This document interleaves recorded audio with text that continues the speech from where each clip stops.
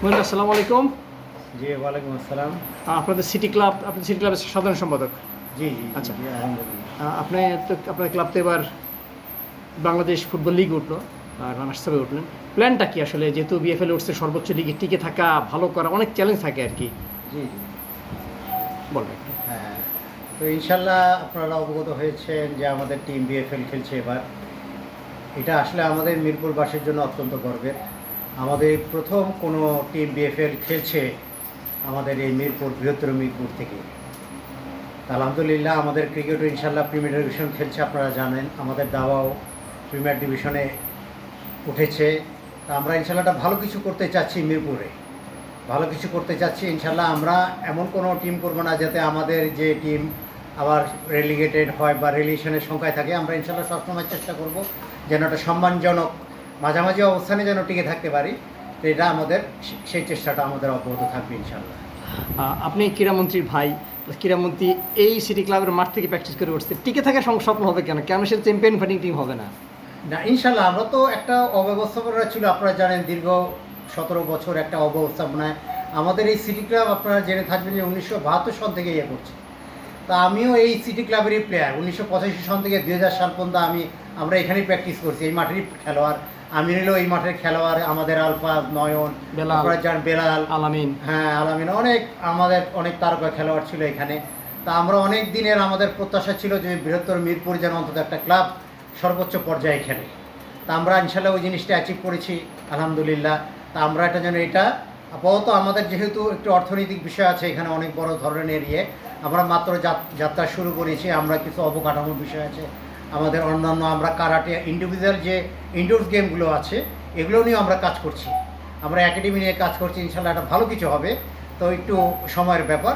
তা আপাতত আমরা যে এই জায়গাটা যেন ধরে রাখতে পারি, যেন আমরা টিকে থাকতে পারি, সেরকমই অন্তত 4-5 যেন থাকতে পারি, এরকম একটা মিডল টিম হবে ইনশাল্লাহ। আচ্ছা, আর একটা বিষয় হলো, ঢাকার অনেক ক্লাবেরই মাঠ নাই, আপনার নিজস্ব মাঠ আছে। জি, তো জি। এই সিটি ক্লাবে ক্রিকেট খেলা হয়। আমি নিজেই এই মাঠে ক্রিকেট খেলছি, 3-4টে ম্যাচ খেলছি, সেকেন্ড ডিভিশন বাসায় খেলছি, সাংবাদিক ম্যাচ খেলছি।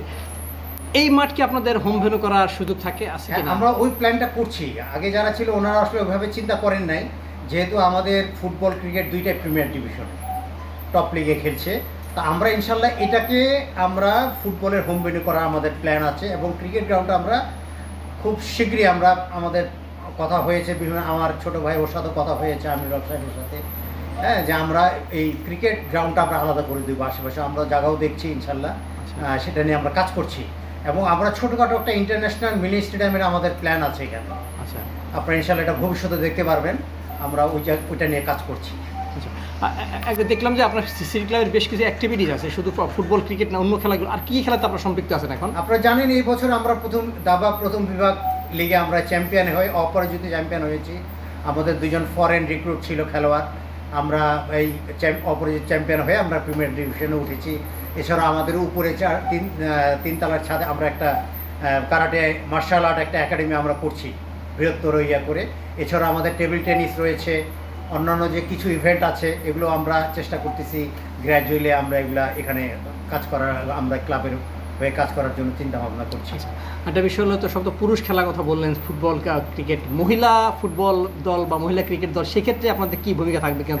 ইনশাল্লাহ দেশের সাথে তো আমরাও এভাবে অন্যান্য যে ক্লাবগুলো করতেছে, আমরাও ইনশাল্লাহ মহিলা টিম নিয়ে কাজ করছি। আপনারা আজকে দেখেছেন যে গ্রাসরুট যে ইয়াতে এখানেও আমাদের ছোট ছোট বাচ্চারা, মেয়ে বাচ্চা এসছে, এরা আমরা চেষ্টা করতেছি মেয়েদেরও একটা টিম আলাদা করে করার জন্য, ফুটবল ক্রিকেট সবই ইভেন্টিং।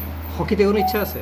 না, হকির এখন আমরা ওইভাবে আসলে আমাদের এটা আসলে গ্রাউন্ডের ব্যাপার আছে এখানে। তা আমরা এটা পরিকল্পনা আছে, ইনশাল্লাহ আমরা সব ইভেন্ট নিয়ে কাজ করব। মোটামুটি দেশে ক্রীড়াঙ্গনের ভালো একটা ভূমিকা থাকবে মিরপুর সিটি ক্লাব। ডেফিনেটলি, অবশ্যই আপনারা এটা দেখতে পারবেন যে আমরা একটা পরিবর্তন ইনশাল্লাহ মিরপুরে হবে, যে ক্রীড়াঙ্গনে এই সিটি ক্লাব একটা মাইলফলক হয়ে থাকবে ইনশাল্লাহ। ওকে, এইটা। Thank you.